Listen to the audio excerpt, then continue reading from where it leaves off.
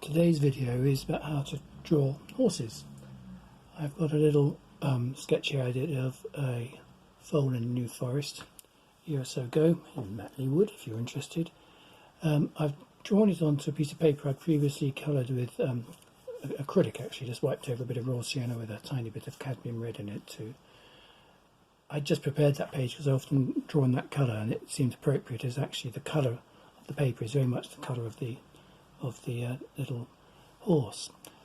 What I'm going to do, and then I put a bit of colour in behind to draw it. So what I'm going to do today is just take a drawing from this. And I've been doing some other videos on animals, dogs, cats, you name it, and some figures. So a few drawing exercises just to get you really looking. So let's show what we're going to do here. First, let's move this out of the way. I'm going to put it above so I can see it, and I'll send you a photograph of that drawing so that you can work from that. Basically, I'll just come out of my zoom so that you can see what I'm going to draw. Basically, you are going to draw the horse using a very simple system of building blocks, if you like. So I'm looking at the middle of the body of the horse, and I'm just going to draw an oval shape. I'm looking. You have to visualize this on the actual the image you have, and you by all means work from your own photographs of horses if you have some. So this is the middle of the torso. The hind quarters, which sort of overlap that, are more circular. The forequarters are more circular. So we've just got these three simple shapes, and from the forequarters, pretty much from the middle of the top, we can come up for the neck. And if you draw in this very loose and simple way, it will enable you to draw a horse, not just in a standing pose like this, but hopefully we're going to do some slightly more animated sketches too. So the other advantage of drawing in this system, there we are, this is the forequarters and the legs coming down here, is that you're just by building it out of blocks, you can work out the proportions without having to do measurements at every stage. So even if you were sitting in a field drawing a horse, you can just look at the horse and work out, okay, the legs are about the same depth to them as the torso, or actually in this instance with this little foal they're a bit longer. The proportions are different.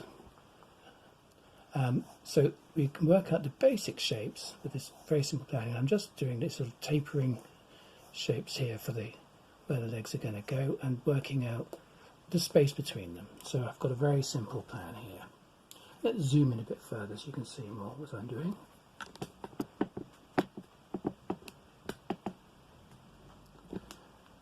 And we'll come over a bit so you can see the head too. There we go. So let's just move my pad slightly. And the head itself, start with a circle on top of the neck. You've obviously got to work out roughly how long this neck should be, but again, I'm not asking you to do any measurements, just to really visualise and just step back from your drawing and see if it looks about right.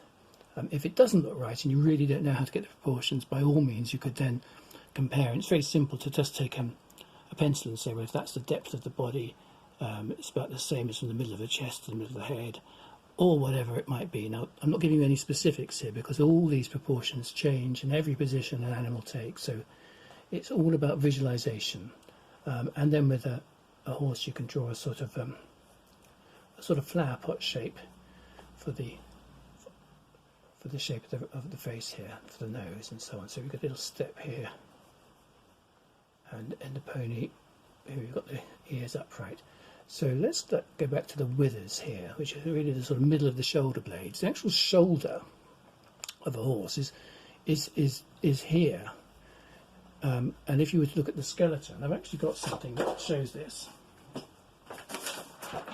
This is a picture of a horse jumping, but with the skeleton superimposed on it, so you can see how the shapes of the horse relate to its skeleton. So the withers are here, middle of the shoulder blades. The shoulders in this position are coming forward here, back to the, if you like, the elbow, and here what people might think of as the knees, not the knees, really it's the equivalent of the human wrist. This position here, coming through the extended, the lower part of the leg in the horse is actually the equivalent of our hand, going right through to the fingertips, which are the hooves. And then in the hindquarters, you've got the similar thing with the hips hip joint here, coming to the knee, and then effectively you're coming back to the heel here, and all the way down through the what's called the fetlock. You've got the equivalent of the human foot, but actually from our joints that produce our toes, you get the base here. You've got the fetlock which goes into the hoof. So you can see here how the geometry of the horse works, and also the shape of the neck here, coming up from its spine. How the neck itself is coming up through to the top of the head, and there's lots of muscle above that, which again, those of you that are equestrians will know all about that.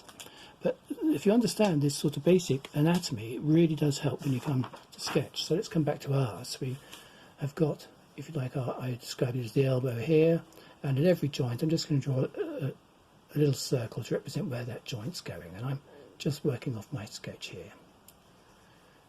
And the same here, so we're coming back to the heel, tapering end thin. So now I've got my plan in place, and we've got a little tail here. I can draw it. So I've just sketched that in a B pencil. Let me get a softer pencil. So this is a 4B, so it was sharp, stronger. So let's go back to the top of the horse, and we've got a slight curve down through the back here. There's some very sharp shapes that come up through the hind quarters. And quite often, when you're drawing an animal like this, especially a very muscular animal, it's a good idea to try and flatten off all these shapes. Don't make them too curvy. If you can flatten them off, you can get a lot more sense of the structure and the strength of the horse. So I'm just building on the shapes I've got, and again it comes down a little bit deeper into there. So those are the shape. I started with this egg shape initially, but again, that's just to plot and position the anatomy. It's not an absolute. You don't have to draw around that anymore. So I'm building up the shape of the torso, chest, even in a little fold like this, comes up quite deep, and look at where the front legs overlap, if you like, the lower part of the chest here. They don't just come up from underneath, they overlap that. And in fact, there's often you can see in an animal a shadow or whatever where the muscle behind the leg is producing a shape here which goes all the way up to the top of the withers. And we'll come down. If this shape tapers into the first joint here, then it becomes much more slender here. And there's a little angle that drawing the hooves, by the way, of horses is probably one of the trickiest parts of it. So let me just get my camera so you can see exactly. I think that's coming in. So the hoof, the angle increases here. Draw a guideline, it tapers through the fetlock, and then there's a little angle, probably a 45-degree angle for the hoof going backwards. That gives you the hoof, and then this leg was coming back a bit further. When you're drawing animals, look at these spaces as well. Look at the gaps between the limbs. It's a very good clue. And this foot doesn't come down quite so far. Well, actually it did in this instance. I think it must have been. Oh, it was turning, that's right. Well, look at the relative position of the feet. So often it helps actually to draw a line underneath where the horse is going, so that you can make sure the feet come to the right position. And again, we've got a tapering shape here, very slim, through the lower leg, and a sort of balletic hoof shape there. In a young horse, young opponent like this, you'll get the depth through here is greater than the depth of the body. You'll get the same in thoroughbred horses and Arab horses and so on. Less the case in ponies and other breeds, but it's all about proportion. So the athletes of the horse world have these very long legs, but it's also a fact the proportions change as the animal matures. So we've got a back leg here which curves out here, again comes very thin through here, and I'm looking at again the relative height of all these joints as you go across the animal, and again we've got a very skinny fetlock going down into that hoof, and then on the same here, this one was a tiny bit higher, and this one actually, if you look at my drawing, I'm getting this wrong here, it comes down more vertically. Now I've made a mistake, so I'm not going to hide it, I'm just going to use my rubber. You're allowed to use your rubber. Let's come back to here, and we want to just bring this slightly back. Slightly back. It gives it a slightly more energized look. By just getting the positions right, it can make the difference between a horse just looking, bored and static, or perhaps looking like it's about to sprint off, which I think could well be the case. In fact, it probably was the case here. Because often when you're sketching ponies like this, especially wild ponies, you can't control the animal, and if they decide to go, they go. Actually, in this instance, I sort of just followed the pony around. It was grazing and then looking up. It's with its family.